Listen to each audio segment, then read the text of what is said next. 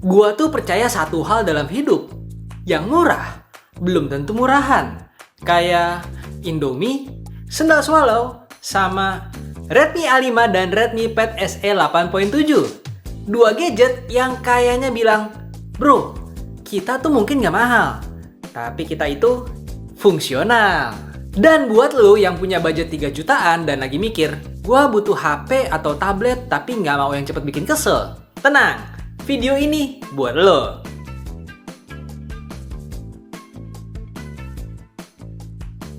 Gimana mau kesel coba? Dari tampilan luarnya aja ini udah cantik banget. Bahasa desain yang dibawa Redmi A5 ini sukses bikin gua pangling kalau ini tuh HP entry level. Minimalis touch-nya itu berasa banget, elegan juga, dan masih terhitung ramping. Dimensinya juga lega banget, cocok buat yang mau smartphone dengan layar besar. Kalau lihat sekelilingnya juga ini seamless ya. Bahkan fingerprint-nya juga udah dibuat nyatu dengan tombol power. Sekali lagi, ini fungsionalnya berasa banget. Untuk smartphone entry level, gue suka banget desainnya. Dan logo Redmi yang baru juga sentuhannya tuh terlihat lebih kekinian. Kita pindah ke dalam ya. Redmi A5 ini punya layar yang ukurannya kayak film yang lagi rame nih, jumbo. Layarnya 6,88 inci dengan tipe IPS yang punya refresh rate sampai 120 Hz. Sesuatu yang mungkin nggak banyak pilihannya di rentang harga segini. Ya, walaupun resolusi layarnya cuma HD Plus ya, tapi bisa dimaafkan dengan fitur-fitur lain yang dikasih di Redmi A5 ini. Biarpun begitu, layarnya ini responsif dan masih bisa nampilin konten multimedia dengan baik. Kalian mau apa? Nonton YouTube? Jelas bisa. Sosmedan di IG dan TikTok? Lancar jaya. Ya, semua fitur esensial dari smartphone masih bisa dijalanin di HP inilah. Mungkin juga sedikit banyak ada hubungannya dengan OS yang dipakai nih. Bukan MIUI, bukan HyperOS, tapi ini running on Android 15 Go. Yes, pure Android. Feels-nya benar-benar clean dan bersih banget. Nggak banyak embel-embel apps yang nggak perlu.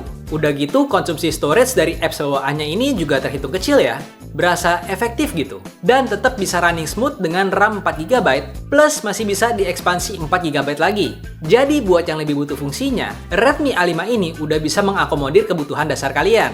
Android Go ini beneran cocok buat device spek terbatas, ringan, hemat RAM, dan nggak nuntut. Buat genjot performa di smartphone entry level ini agak tricky sih, tapi untungnya sekali lagi, Redmi sadar nih. Makanya selain Android 15 Go, Redmi juga ngasih prosesor Unisoc T7250 dengan 8 core, yang bisa jalanin semua perintah untuk smartphone ini, termasuk untuk ngegame. Dengan catatan, gamenya juga yang ringan-ringan aja ya. Ingat, ini entry level. Untuk urusan fotografi, Redmi A5 ini bawa konfigurasi kamera yang simple, tapi tetap bisa sesekali diandalkan. Kamera 32 megapiksel dengan AI gandanya bisa diajak buat foto-foto casual. Di kondisi cukup cahaya, hasilnya masih bisa kelihatan oke ya. Mengingat harganya yang sangat terjangkau.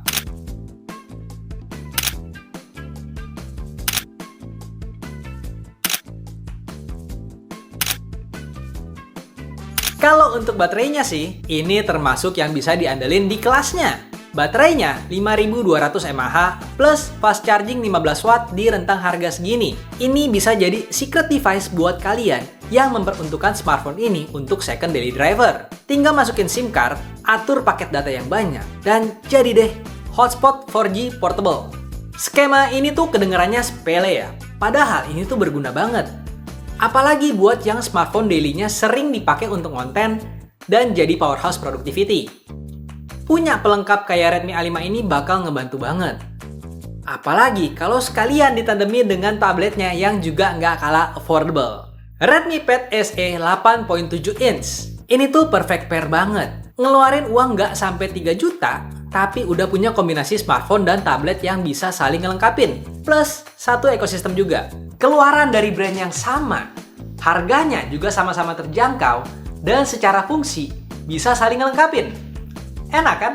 Salah satu skema realnya, gue bisa pakai tablet ini buat nunjang produktivitas gue. Dengan catatan, fungsional. Yes, secara device untuk dipakai ngetik notes enakan di layar yang lebih besar. Gue biasa ngetik di Google Keep biar gampang nge-sync dengan platform lain.